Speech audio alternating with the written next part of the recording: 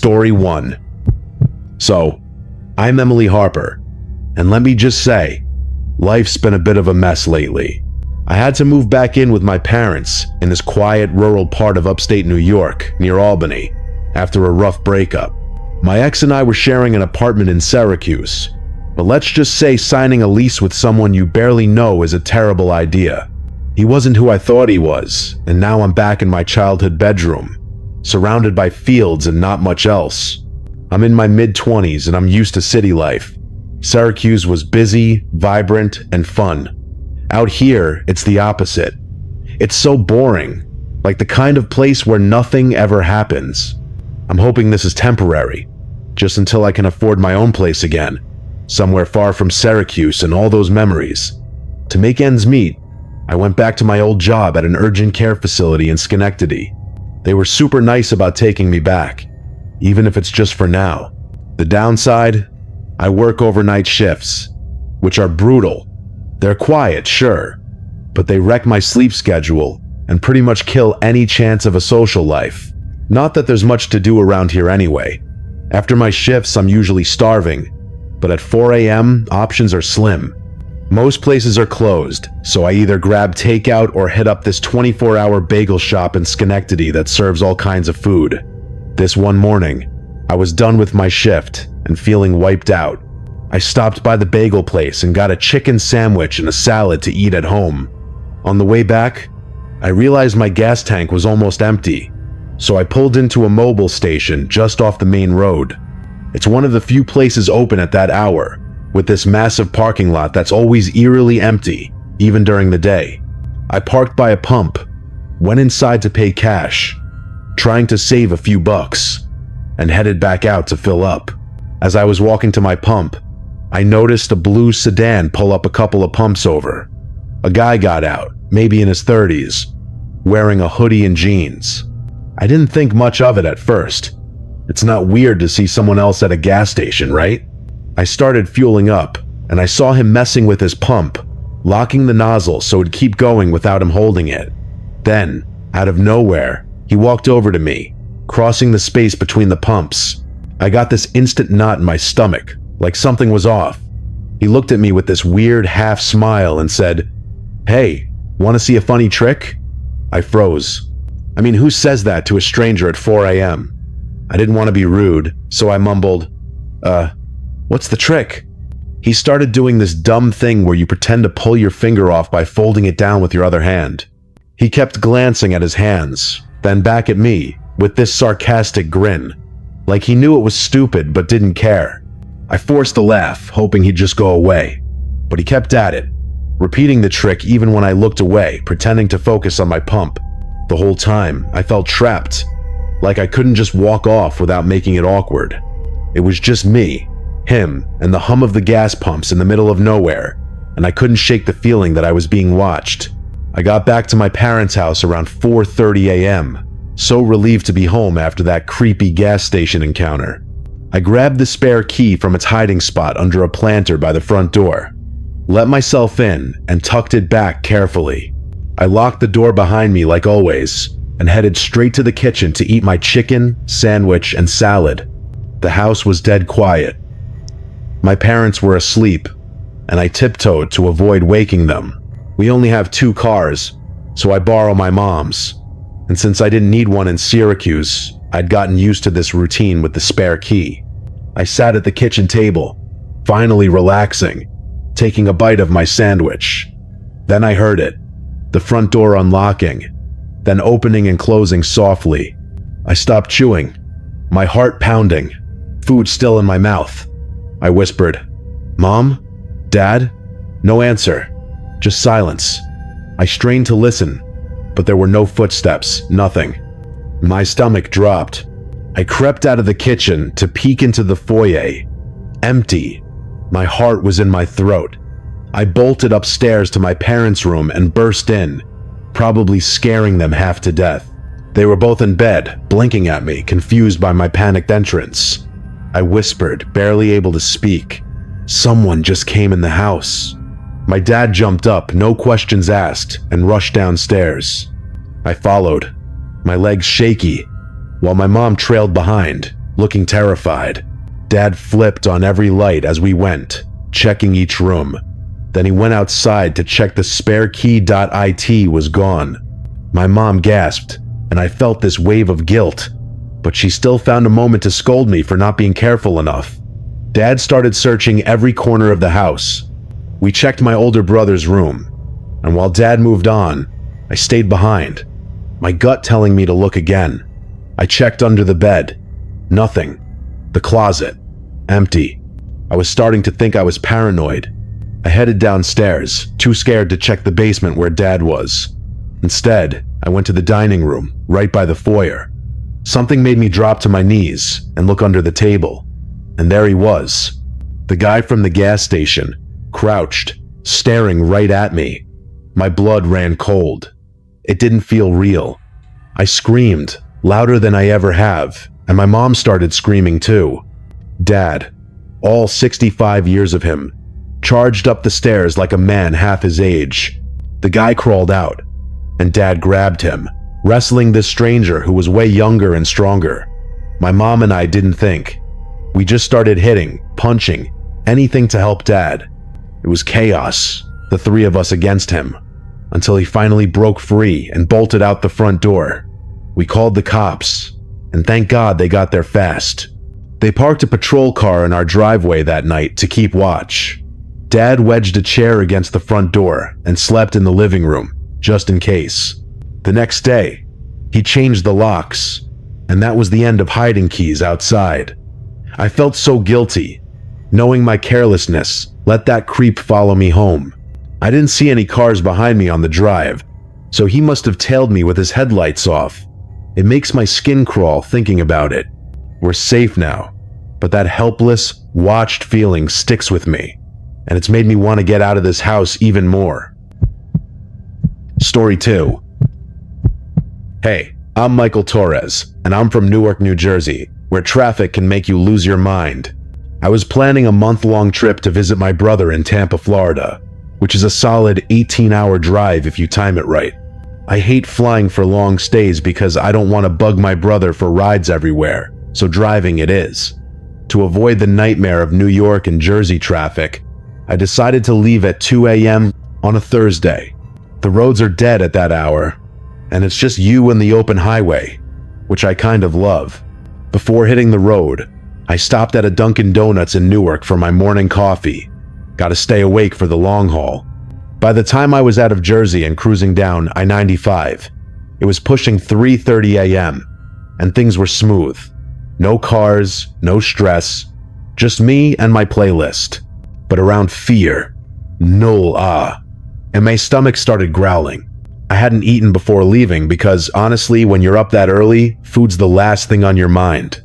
I saw a sign for a Wendy's off the next exit in Elizabeth, New Jersey, and figured I'd grab something quick.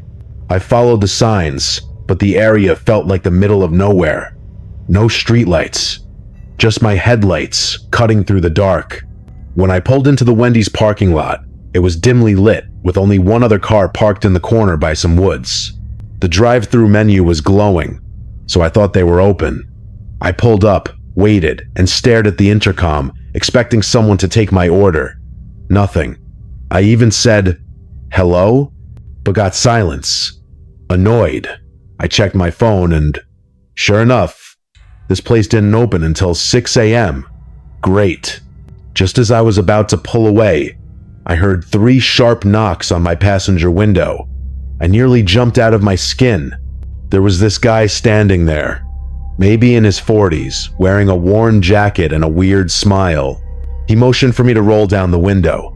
I wasn't feeling great about it, but I cracked it just enough to hear him. He said, "Hey, place isn't open yet."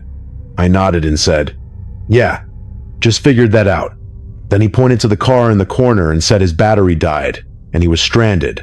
He practically begged me to help jumpstart his car, saying he had jumper cables in his trunk. I hesitated.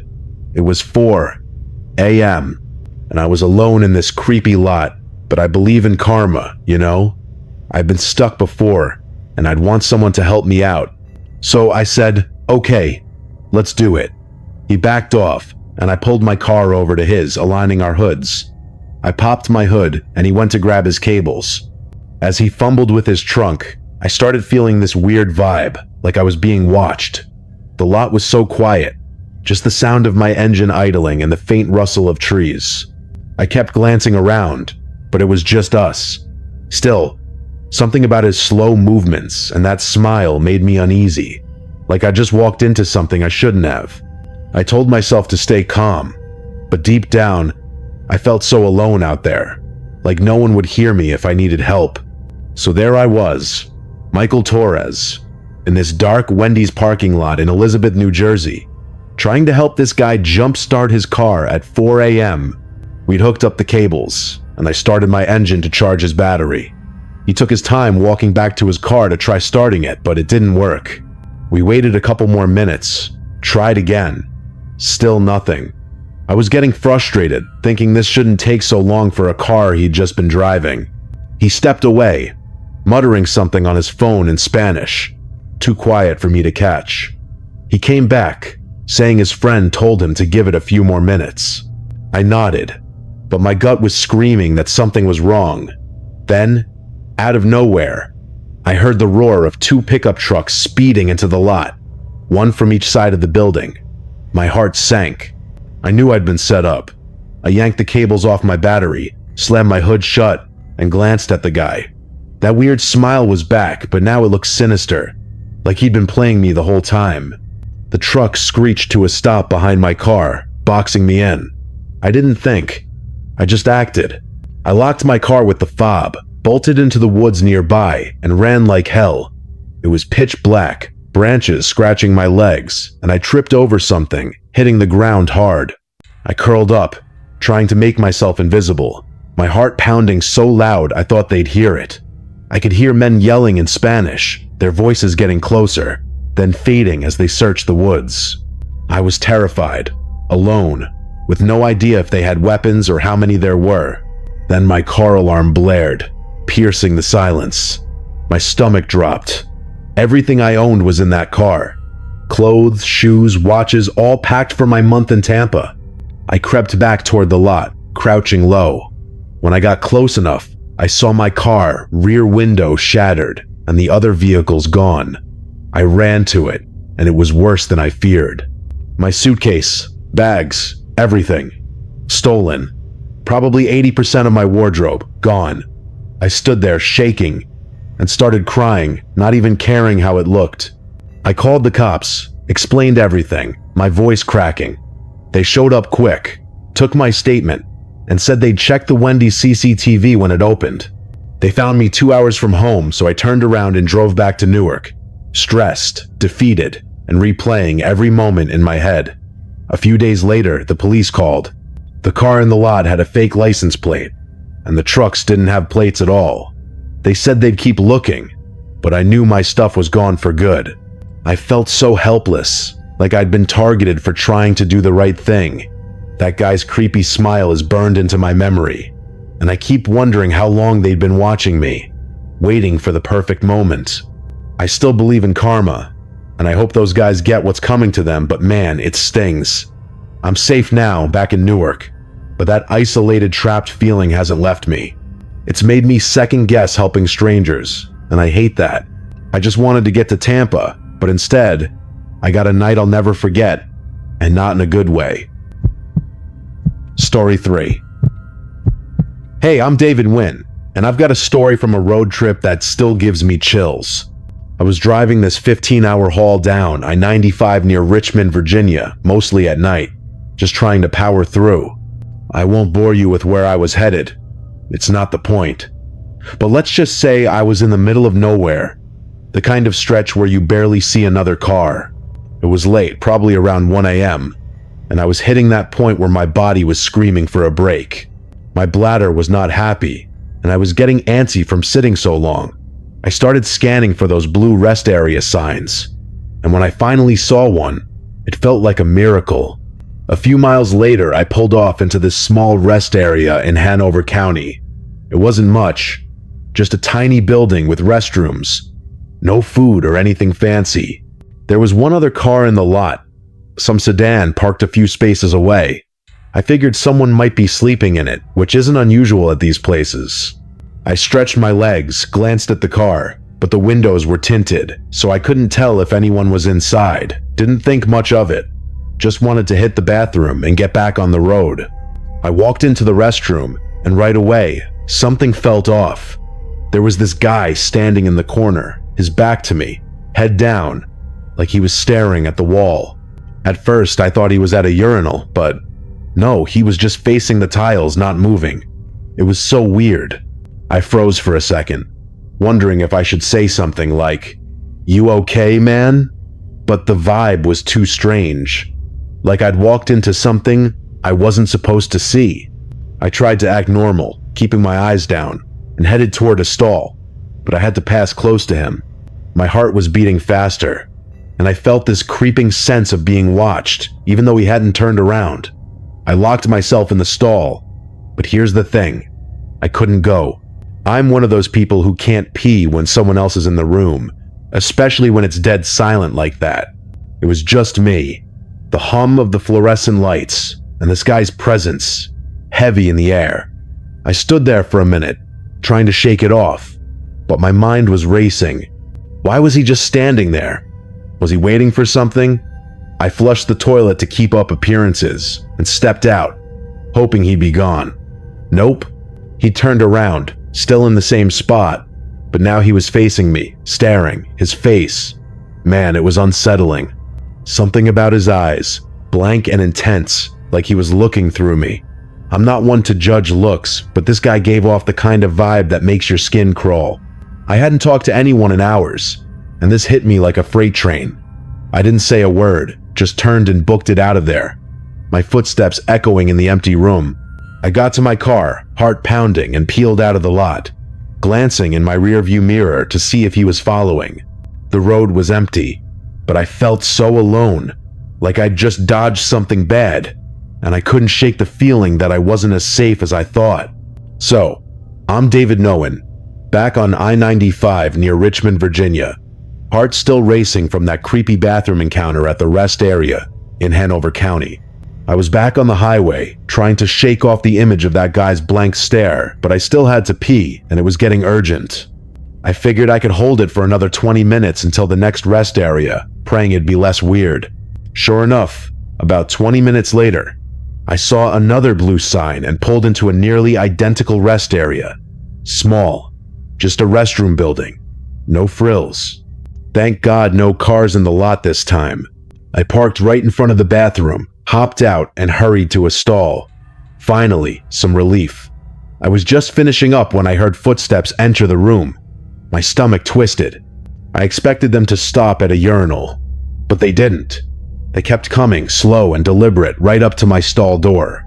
I looked down and saw a pair of shoes through the crack, just standing there. My mind flashed back to that guy from the last rest area. Same vibe, same dread. I was sure he'd followed me. My social anxiety usually keeps me quiet, but this was different. I was alone, trapped in a stall, with no one around for miles. My heart was pounding so hard I could hear it.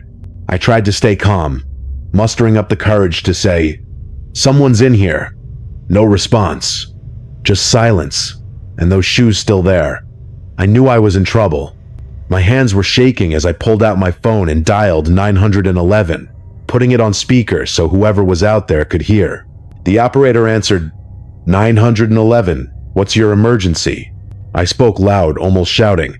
"I'm being followed by a dangerous guy at a rest area on 95 in Hanover County. I feel threatened." I kept my eyes on those shoes, hoping the call would scare him off.